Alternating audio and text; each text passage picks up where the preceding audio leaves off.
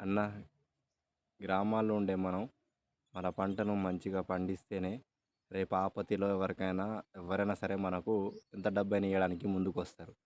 మనం చేసే పంట, మనం చేసే కష్టం బట్టే మనకు ఎదుటి వాళ్ళు మనకేమైనా ఆపత్తొచ్చింది, మనకేమైనా అవసరం అంటే వాళ్ళు డబ్బులిస్తారు.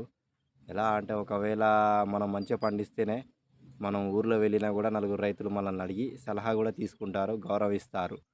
ఏ మందులు కొట్టాలి, ఎలా చేయాలి, ఎలా చేస్తున్నావని మనకొకటి సమాజంలో, మన గ్రామంలో మనకు కొంచెం విలువ అనేది వస్తుంది.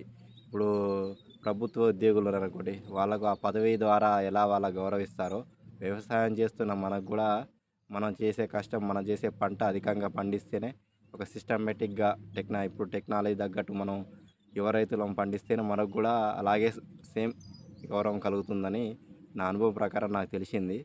మీరు కూడా యువ రైతులు ఎవరైనా ఉంటే ఇదే పద్ధతి మీరు గుర్తుపెట్టుకోండి.